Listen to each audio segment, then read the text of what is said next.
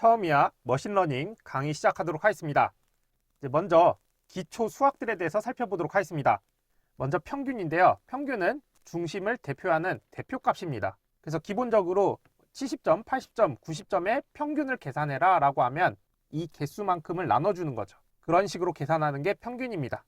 그 다음에 분산에 대해서 살펴보면 각 데이터가 평균에서 얼마나 떨어져 있는지 제곱해서 평균 낸 값입니다. 그래서 데이터가 있을 때 이 데이터에 평균이 있을 거예요. 그럼 평균으로부터 그 떨어진 정도를 각각 제곱한 다음에 평균 내는 거예요. 그래서 분산이 크다는 거는 평균으로부터 데이터들이 많이 떨어져 있다라는 뜻이 됩니다. 분산이 있고 그 다음에 표준 편차가 있는데 표준 편차는 분산의 제곱근이에요. 그래서 루트 분산을 하면 이게 표준 편차가 됩니다. 일반적으로 표준 편차를 더 많이 쓰는데요. 같은 평균이라도 표준 편차가 작을 경우에는 평균 근처에 모여 있고 표준 편차가 크면 값들이 넓게 퍼져 있습니다. 그래서 이걸 통해서 데이터가 평균으로부터 몰려 있는지 퍼져 있는지 이런 거를 확인할 수가 있습니다. 다음으로 기울기인데요. 기울기는 입력값이 변화함에 따라 출력값이 변화하는 양이 되겠습니다. 절편이랑 그 뒤에 함수 그래프까지 통틀어서 한 번에 더 설명을 드리도록 하겠습니다. 절편이라는 것은 모든 입력 변수의 값이 0일 때 나타나는 출력의 기본 값이 되겠습니다. 그리고 함수와 그래프인데요. 입력과 출력의 관계를 표현하는 규칙이 되겠습니다.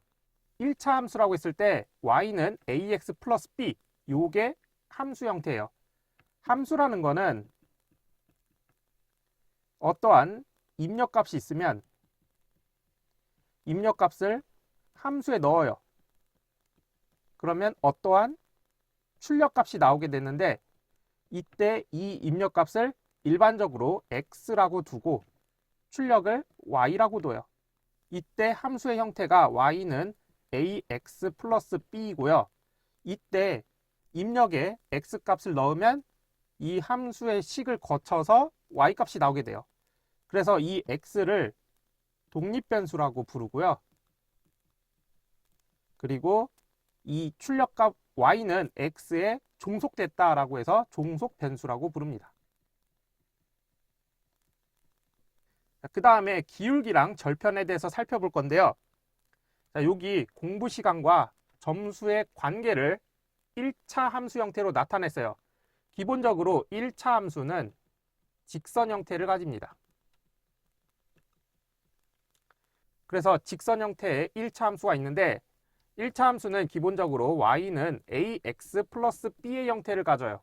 이랬을 때 만약에 x에다가 0을 집어넣으면 어떻게 되죠? x가 0일 때 y값은 지금 10이죠. 그러면 이때 x에다 0을 집어넣으면 y가 10이 돼야 되니까 플러스 b 이렇게 돼서 b는 10이 돼야죠. 그래서 b가 10이 됩니다. 그러면 이제 a 값을 구해야 되는데 a 값을 어떻게 구하냐? 지금 1을 집어넣었을 때 y 값이 15가 나오죠. 그러면 x에다 1을 집어넣으면 y 값이 15가 돼요. 그러면 a 값은 5가 되는 거죠. 그래서 5x 플러스 10이라는 1차 함수 형태가 나오게 되는데 이때 x가 0일 때, 즉 입력이 모든 입력이 0일 때 그때 종속변수의 값, y값은 절편이라고 합니다. 그리고 이 x에다가 1을 넣고 2를 넣고 3을 넣고 하면은 5씩 증가하죠. 근데 여기 공부시간 점수 관계를 보면 1 증가할 때마다 5씩 증가하는 것을 확인할 수가 있어요. 즉, 이 앞에 있는 5라는 숫자가 기울기를 나타냅니다.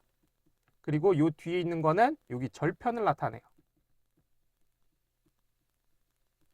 그래서 기울기는 독립변수의 값이 1씩 커질 때마다 종속변수가 얼마만큼 변하느냐를 나타내는 값이고 절편은 독립변수가 0일 때 종속변수의 값이라고 보시면 되겠습니다.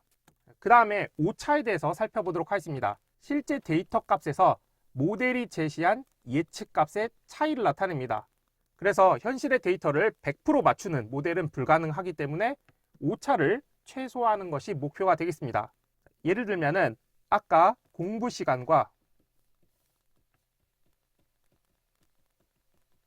점수라는 관계가 있었어요. 이때 1차 함수 y는 ax 플러스 b 형태의 식을 나타내는 게 모델링이었죠. 그 회귀 분석이라는 걸 통해서 1차 함수 식을 만들어내야 되는데, 그럼 이때 데이터가 들어와요. 학습 데이터가 들어옵니다. 이제 학습 데이터를 그냥 임의로 찍어 볼게요.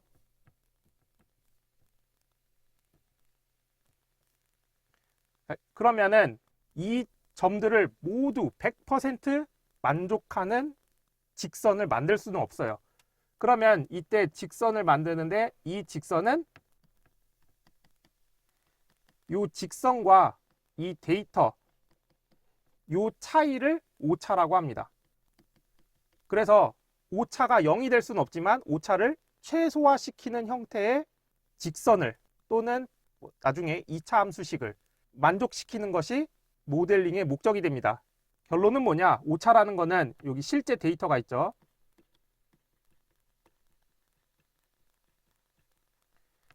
예를 들어서 5시간을 공부했더니 여기 실제 데이터는 60점이라는 게 나왔어요.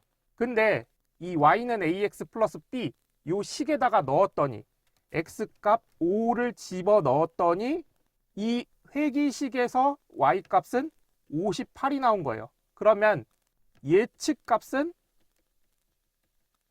58이 되는 거예요. 그러면 실제 데이터와 이 예측값의 차이가 오차가 되는 거죠. 다음으로 상관관계인데요. 두 변수가 함께 움직이는 정도를 수치화한 지표가 되겠고, 이 상관계수라는 거는 마이너스 1에서 1 사이의 값을 가집니다. 그래서 1에 가까울수록, 플러스 1에 가까울수록 같은 방향으로 움직이는 양의 상관관계가 되겠습니다. 예를 들어서 온도가 높아지면 아이스크림 매출액이 증가한다. 이런 게 양의 상관관계가 되겠고, 그 다음에 마이너스 1에 가까울수록 서로 반대 방향으로 움직이는 음의 상관관계가 됩니다. 예를 들면은 온도가 높아지면 높아질수록 난방 사용량이 줄어든다. 이런 관계가 음의 상관관계가 됩니다.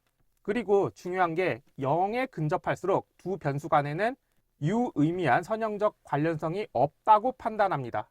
그래서 여러분들이 데이터를 확보하게 되면 학생 데이터다라고 했을 때 나이도 있겠고 공부 시간도 있고 점수도 있고 이렇게 쭉 있을 때 이 각각들에 대해서 상관관계를 따져볼 수가 있어요.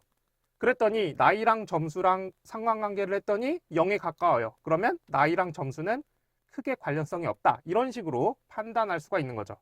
그때 사용하는 지표가 상관관계입니다. 이렇게 해서 기초 수학들에 대해서 살펴봤습니다. 남은 내용들은 다음 시간에 이어서 진행하도록 하겠습니다. 감사합니다.